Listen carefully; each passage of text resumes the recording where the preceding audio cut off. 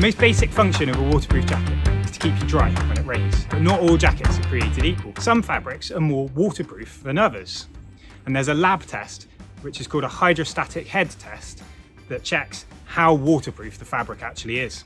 All waterproof jackets will have a rating of at least 1,500, but most outdoor jackets, it will be more like somewhere between 10,000 and 30,000. If you're after a jacket for occasional use or summer use, then one of the lower ratings would be absolutely fine. But if you're out in prolonged rain or you're taking the jacket up into the mountains, we'd recommend somewhere closer to the top of those ratings. Most waterproof jackets are treated with a DWR, or durable water repellent coating. This helps water to bead up and run off rather than soak into the face fabric. Most waterproof fabrics used in outdoor jackets have a breathability rating called an MVTR, or moisture vapor transfer rate. But this is a lab test. We look at the fit, the fabric, and the features of the jacket and match that to what we need. So first of all, the fit. Try it on. Is it comfortable? Some jackets have a slim cut or an athletic fit, which is great for use in the summer when weight is important, but others have a more standard or comfortable fit, which can work better with layers. Most waterproof jackets have a tough nylon or polyester face fabric. This protects the jacket and protects the waterproof membrane, which is underneath. Two-layer waterproof jackets then have the Gore-Tex or waterproof membrane glued to the inside of the face fabric. This would easily get damaged, so what they do is they use a mesh or a polyester drop liner to protect the membrane. Three-layer fabrics have the tough face fabric and then a waterproof membrane glued on the inside, and then they glue a thin, lightweight fabric onto the back to protect the membrane. Two-layer jackets are really comfortable. It feels nice against your skin, but they're a bit bulkier and a bit heavier. Three-layer jacket can be lighter and they can be smaller, and they're also tough, but they can feel a little bit clammy against the skin. Most waterproof jackets are either the 2 or 3-layer versions with a tough shell fabric, a membrane and a backing fabric of some sort. But there are a few companies who make alternatives to this which don't use a membrane. Paramo use a tough polyester outer which is windproof and water resistant, treated with a DWR coating. But there's no membrane. Instead, there's a pump liner which actively pushes moisture from the inside outside of the fabric.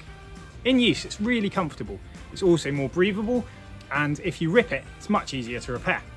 The problem is they're slightly heavier and they're a bit bulkier. Cotton can also be used really effectively as a waterproof fabric. Ventile is a really densely woven cotton, very windproof, very durable, and when it gets wet, the cotton swells up, which effectively seals the jacket. The other option is the classic waxed jacket, which again, it's a densely woven cotton with a wax coating on it. It's very tough, very comfortable, but can be a bit heavy.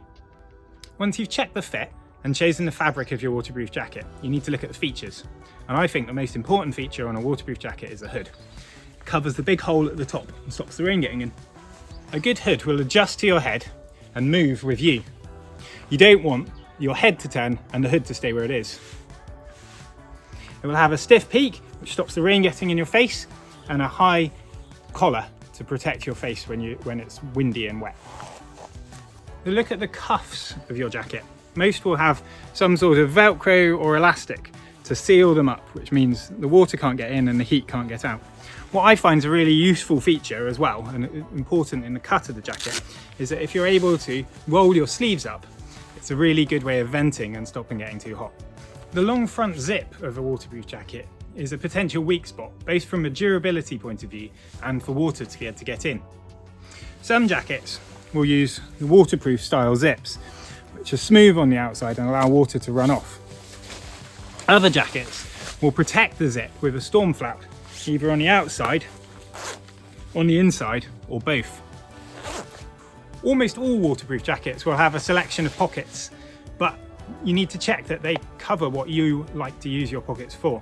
Some people just like to put their hands in them.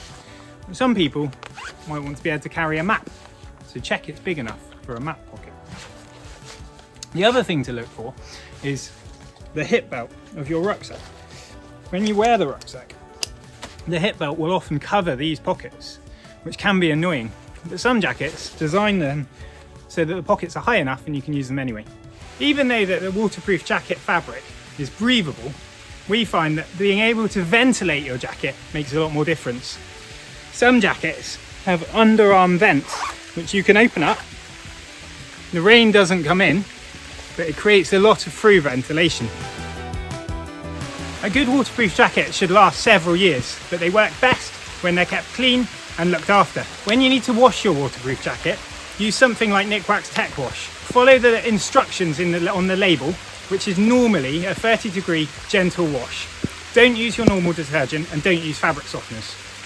If you find that your waterproof jacket is starting to wet out, where the fabric is soaking up rather than beading up, you may need to reproof the DWR treatment. Use something like Nikwax's TX Direct on a clean jacket and follow the instructions on the pop. Well, thanks for watching. I think I definitely need a waterproof jacket. For more gear reviews and walking content, have a look at ramblers.org.uk. Thanks very much.